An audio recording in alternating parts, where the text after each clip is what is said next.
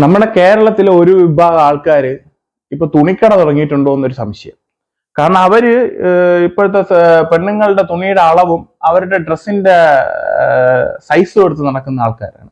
അപ്പൊ എല്ലാവർക്കും പുതിയൊരു വീഡിയോയിലേക്ക് സ്വാഗതം.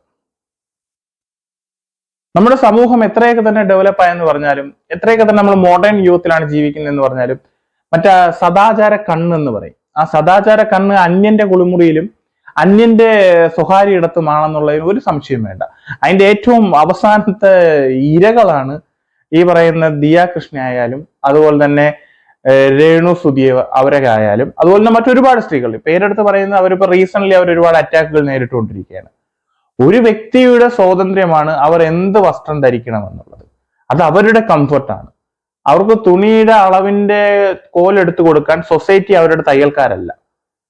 കാരണം അവരുടെ വസ്ത്രധാരണത്തിൽ അവർക്കില്ലാത്ത വേവലാതി, അല്ലെങ്കിൽ അവരുടെ കുടുംബത്തിനില്ലാത്ത വേവലാതി എന്തിനാണ് പുറത്തു നിൽക്കുന്ന ഒരു സദാചാര കണ്ണിന് വേണ്ടത്?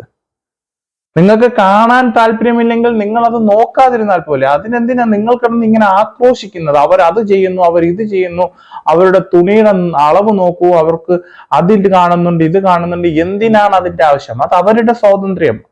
ഈ നാട്ടിൽ അവർക്ക് നമ്മുടെ ഫണ്ടമെന്റൽ റൈറ്റ്സ് വെച്ചിട്ടുള്ള സ്വാതന്ത്ര്യമാണ് അവർക്ക് എന്ത് വസ്ത്രം ധരിക്കണമെന്നുള്ളത്.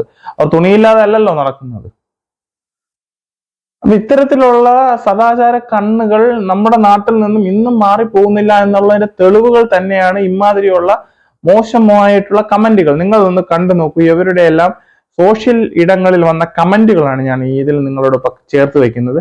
ഇത്തരത്തിലുള്ള മോശമായ കമന്റുകളാണ് അവരുടെ ടൈം ലൈനുകളിൽ, അതല്ല അവരുടെ സോഷ്യൽ ഇടങ്ങളിലേക്ക് അവർക്ക് വന്നുകൊണ്ടിരിക്കുന്നത്. ഒരു സ്ത്രീ എന്ന രീതിയിൽ അവർ അവരുടേതായ പേഴ്സണൽ ഇടത്ത് അവർ അവരുടേതായ ഒരു ആക്ടിവിറ്റി, അതായത് അവരൊരു ക്രിയേറ്റീവ് കണ്ടന്റേഴ്സ് ആയിരിക്കാം, അല്ലെങ്കിൽ അവരൊരു ആക്ടർ ആയിരിക്കാം, അല്ലെങ്കിൽ അവർ മോഡലിംഗ് ചെയ്യുന്ന ഒരു സ്ത്രീ ആയിരിക്കാം. അവർക്ക് പർദ്ദയും ഇട്ട് അല്ലെങ്കിൽ സാരിയും ചുറ്റിയും മൊത്തം തുണിയും മാറി മറ്റേ മേലാപ്പ് ചാർത്തി മൂടിക്കെട്ടി നടക്കാൻ പറ്റത്തില്ല. അവർക്ക് അവരുടെ പ്രൊഫഷണൽ പരമായിട്ട് അവർക്ക് പല വസ്ത്രങ്ങൾ ധരിക്കേണ്ടി വരും. അതിനെ എന്തിനാണ് നിങ്ങൾ ഈ സദാചാര കണ്ണിലൂടെ കാണുന്നത്? ഈ സദാചാര കണ്ണിലൂടെ കാണുന്നവൻ രാത്രിയിൽ ഒളിഞ്ഞിരുന്ന് പോൺ വീഡിയോ കാണുന്നവനായിരിക്കും. അവനാണ് ഈ രാവിലെ എണീറ്റ് വന്നിരുന്നിട്ട് ഈ പച്ചയ്ക്ക് സദാചാരം പറയുന്നത്.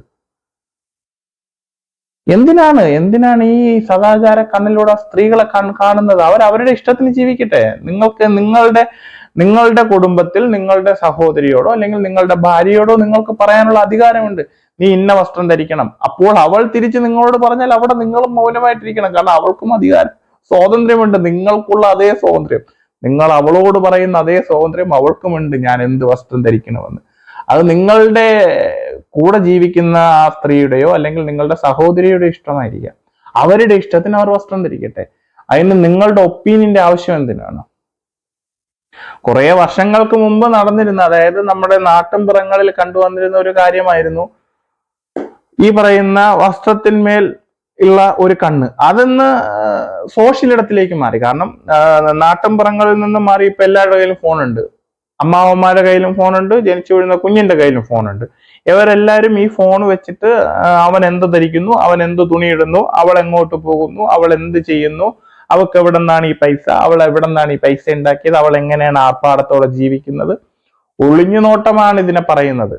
പണ്ട് ആറ്റിന്റെ വക്കിൽ നിന്ന് ഒളിഞ്ഞു നോക്കിയവർ ഇന്ന് ഓൺലൈനിൽ ഫോൺ എടുത്ത് വെച്ചിട്ടിരുന്ന് ഒളിഞ്ഞു നോക്കുന്നു. ഒളിഞ്ഞു നോക്കിയിട്ട് വന്നിരുന്നിട്ട് വൃത്തിയായിട്ട കമന്റുകൾ പറയുന്നു. എവിടെയോ ഒളിച്ചിരുന്ന് വീട്ടിന്റെ അതിരുന്ന് ബീരുവിനെ പോലെ പോകുന്നിടത്ത് വന്നിരുന്നിട്ട് തോപ്പനായിട്ടിരുന്ന് പറ. അപ്പൊ അടി കിട്ടും. ചെന്ന് അവരുടെ നേരിട്ട് എന്ന് പറഞ്ഞു നോക്ക്. ചെകള അടിച്ചു പൊളിക്കും പിള്ളേര്. അമ്മമാര് ചെകളയ്ക്ക് അടിയിട്ടായിരിക്കാൻ വേണ്ടി സദാചാര അമ്മാവന്മാര് ബീവെയർ. നിങ്ങൾ സൂക്ഷിക്കുക.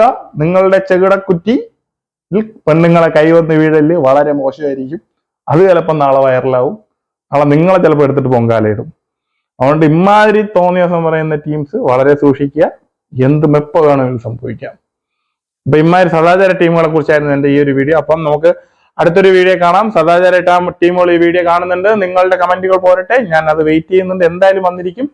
അപ്പൊ അടുത്തൊരു വീഡിയോ കാണുന്നവർ നിങ്ങൾക്ക് എല്ലാവർക്കും നല്ലൊരു ദിവസം ഞാൻ ആശംസിക്കുന്നു.